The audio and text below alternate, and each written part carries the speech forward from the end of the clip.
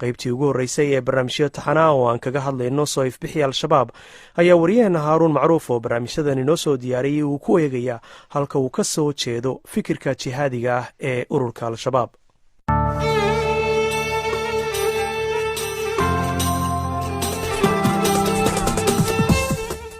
bishii febraayo 1991 maalmo yaruun kadib burburkii dowladdii milatariga ee maxamed siyaad barre ayaa xubno ka tirsan ururkii al-itixaad al-islaam waxay mucaskar ama xarun tababar ka fureen magaalada Kismaayo. ururku markaas waxay jireen 8 sano, hase yeeshee dhicitaanka dowladdii waddanka ka jirtay ee caburin jirta ayaa siisay fursad ay ku dhaqdhaqaaqaan, iskuna hubeeyaan, kuna samaystaan xarumo milatari. intii aysan dhicin dowladda milatariga ah waxaa sanadihii ugu dambeeyey si qarsoodi ah waddanka u soo gelayay oo guryaha dadweynaha iyo meelo gaar lagu daawan jiray cajalado laga keenay dalka Afghanistan oo maqal iyo muuqaal ah, kuwaasi oo ka hadlaya dagaalkii iyo jihaadkii reer Afghanistan ay kula jireen shuuciyaddii midowga Sofiyeeti. cajaladahaasi waxaa waddanka Soomaaliya intooda badan soo geliyey dhalinyaro Soomaali ah oo ay ku jiraan xubno ka tirsan ururka al-itixaad al-islaam. gaar ahaan dadka loo nisbeeya waxaa ka mid ah 3 nin oo lagu kala magacaabo aadan axmed caraale oo ku magac dheera aadan jihaad, maxamed cabdi faarax iyo ibraahim xaaji jaamac oo isna loo yaqaano ibraahim afqaan, xilliganna ka tirsan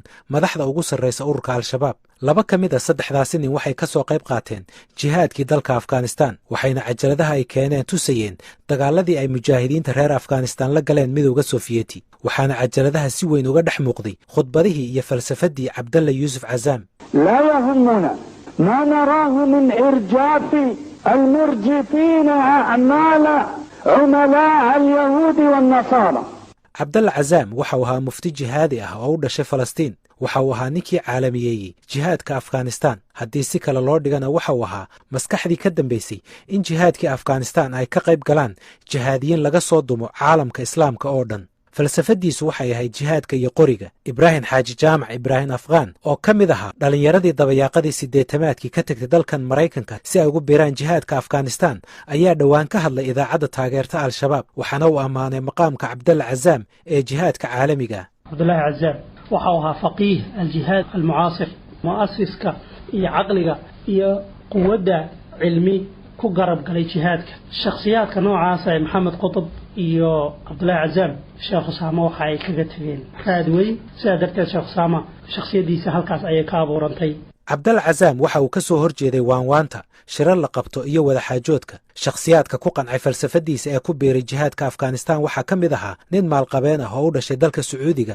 laguna magacaabo Usaama bin Laden. sanadkii 1989 ayaa Cabdalla Cazaam lagu dilay magaalada Peshawar ee dalka Pakistan, balse falsafadiisu waxa ay ku fiday dunida, waxaana booskiisii buuxiyey rag uu ka mid yahay Usaama bin Laden oo isna sii gaadhsiiyey rag Soomaali ah oo iyaguna soo gaadhsiiyey Soomaaliya.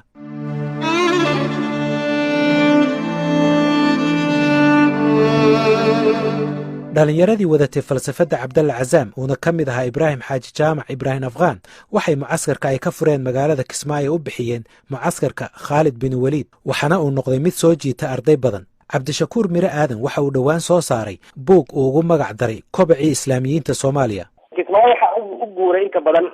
xubnihii islaamiyiinta ururka doonaan ha ahaadaan ee qabaa'ilada aan ahayn qabaa'iladii ka soo jeeday ururka USC. markii la isugu tagay Kismaayo waxa la amaamuday ama meesha la oran jiray school wada ama mucaskarkii Khalid bin Waliid. waxa markii ugu horeysay ku amaamuday nin la yiraahdo Cornel Maxamed Rashid Tabsha oo reer Kismaayo ahaa. abaabulkii ugu horeeyay markii ugu horeysay guryaha ayaa la isugu yimid, laakiin markii dambe waxaa mucaskarka laga amaamuday halkii la oran jiray school wada. waxaa mucaskarka ku kaalmeynayay Ibraahim Xaaji Jaamac Meecaad iyo nin la yiraahdo Aadam Axmed Caraale Aadam Jihaad. labada nin ayaa qaabeynayay. ururka al-itixaad al-islaam waxay sii fidiyeen inay mucaskaraad ka furaan meelo kale oo ay ka mid yihiin Doobley, Raaskamboni, Gedo, Muqdisho, Marka iyo Qaw oo ka tirsan gobolka Bari. hogaamiyihii ugu horreeyay ee ururka al-itixaad al-islaam Sheekh Cali Warsame Xasan ayaan weydiiyey waxa ururku ugu baahday inay samaystaan garab military. markii dawladdu burburtay qoladuna ku gaxdayda markii aan dawladdu jirin ayaa shabaabkii ragga dhalinyarada joogay baa la yiri war waxaan dadkeena aan ku badbaadsano waxayna inagu nahay maanta dawlad maanta dadka umadii nabadgelyadooda ka shaqeynaysa aanay jirin dad dhalinyaraha meelaha intay ku urureen meelaha khaasatan walihii Kismaayo iyo meesha xagga ku baxay ayaga markaa aasaasay sheekh cali warsame waxa uu barnaamijka u sheegay inaan marka horeba golaha shuurada ee xarakada al-itixaad isku raacsaneen mucaskaraadka barnaamijka waxaa ku jira bilaabmeen maaragtay markii horeba xagga u baxday ay ka samaysteen sabiil Kismaayo ay ka samaysteen xarakada xoradii dowladda islaamka ee kaga qayb qaateen maalintii waa kii markaa qaaday markaa xoogaa ay maaragtay markii hore dhalinyarada oo qaabka dhalinyarada xoogaa yeesha dhigay waxaa ka dhacday koox kale ay kaga qaybteen laba xabad joogtay iyaguna wax kala jeeray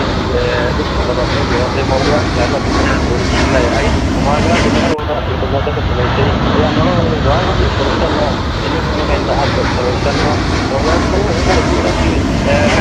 daawanayna xubniga dadka soo dhaqaalay inay maaragtay jamaacadii iyaga la doodanayay maaragtay iyo iyo kuwaas markay jiraan maaragtay ka raaco waxay ahaayeen wax inta shuro iyo maaragtay lagu go'aamiyay waddanka sanayna maxaa dhacday qolada language hadda soo waxay khubarada baaritaanka ku samaysa taariikhda ururka al-itixaad waxay aaminsan yihiin oo kale in furitaanka mucaskaraadka ay fariin ka bixinaysay qorshayaashii ururka al-itixaad al-islaam cabdisaciid muuse cali ayaa ka mid ah dadka qoraallada ka diyaariyey ururada islaamka ee soomaaliya aad waxa fiican la fahmo falsafada ay ku dhisan yihiin in caalamka oo dhan uu ka baxo nidaam ku salaysan shareecada islaamka sida ayagu u fahamsan yihiin oo ah waxa ay ugu yeeraan halkaana macnaha way rabeen waddanka marka maadaama waddanka hore waxay arkeen fursad ay ku qabsan karaan waddanka oo marka ay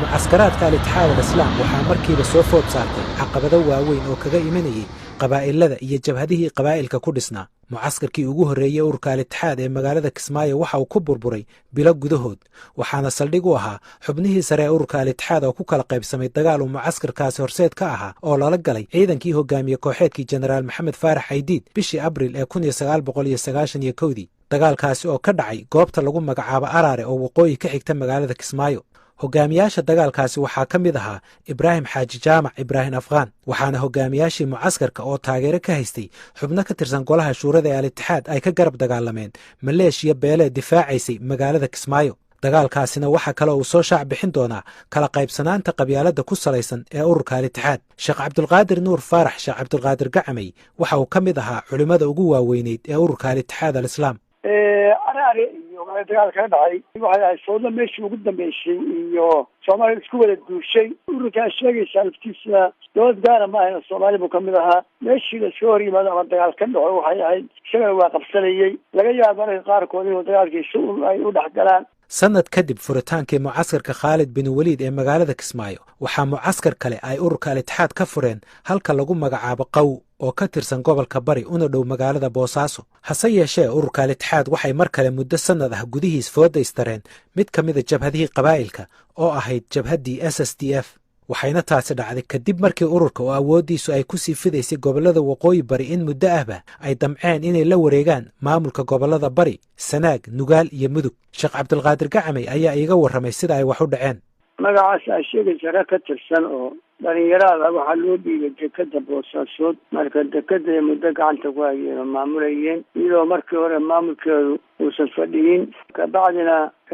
adigu qoyo kale ugu yimid oo kamid ah ururkii kamid ah oo dhalinyaro iyo wax noocaas u badan markii intaas soo marayna muddo ka bacdi dagaalka dhacay dagaalkuna wuxuu ku dhacay waxa ma ahayn talo iyo nidaam itixaad maaragtay uu go'aamiyey ma ahayn waxay ahayd wixii arrimo waaweyn saas oo kale shuura caama baa go-aanka iska lahayd marka waxay ahayd falta yani wax dhacay oo rag un dhalinyaro ku tilaabsadeen bay ahayd kabacdi qolyihii itixaadkii meelihii waa laga saaray xagga xeebta iyo way aadeen iyo laasqori iyo aagaas bay aadeen waa laga daba tegay way isdifaaceen intii muddaa difaacaas marka dambe waa adkaysteen aad bay isaga difaaceen waa gartay adi hadda waxaad tiri dagaalkaas uu iska dhacay laakiin ani waxaan maqlay in dagaalka go'aankiisa in lagu gaaray shir bacaad weyn ka dhacay 92 bishii afraad oo dagaalku inuu ku talagal ahaayo taliyo ciidan loo magacaabay sidaasaan maqlay aniga arrin ka duwan baad hadda ii sheegaysaa anigu hadda waxbaan ku idhi dagaalkaas nidaamkii ururku ahaa laguma gaarin maadaama dagaalkii nidaamkii ururka lagu gaarina dagaal sabta oo dhacda buu ahaa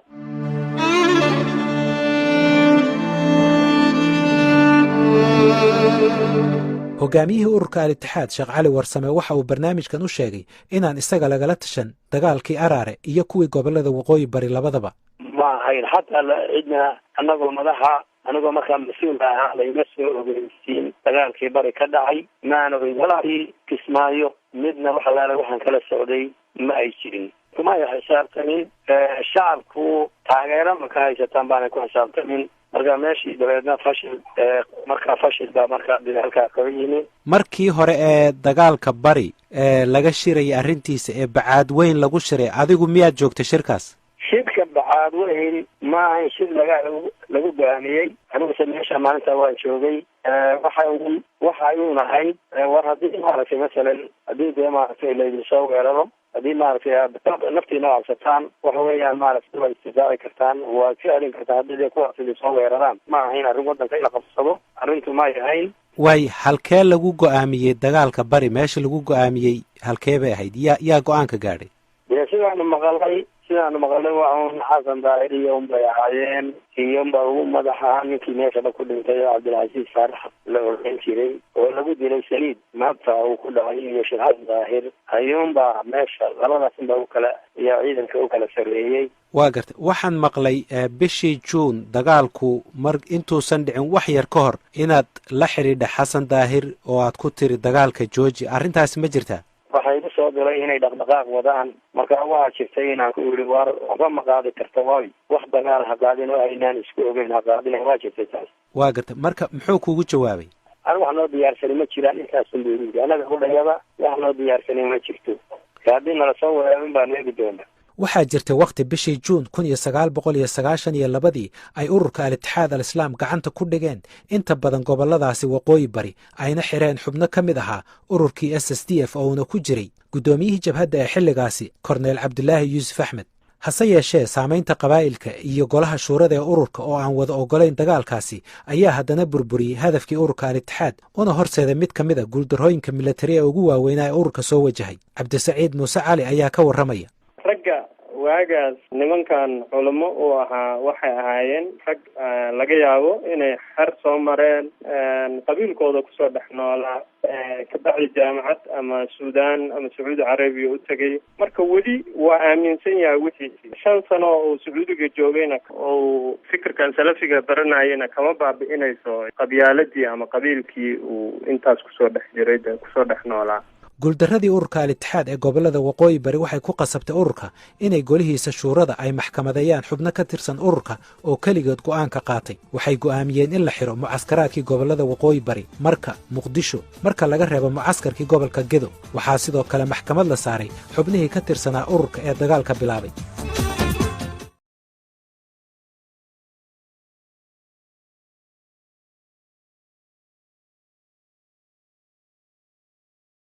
فضلا شرقرية هذا شرقريسان بريت 10 في عمد يلسان هذا شرقرية هذيك أنا قلتها واحد أنا يدوش شيء هذا شرقرية كل شرقرية هذا دليل في دماغي شرقرية كل جين all of you نار كله في بدنك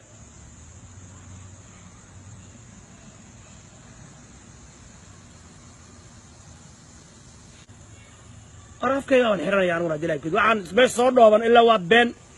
إلا صاحب بان كلنا هي بين ورا شرقريه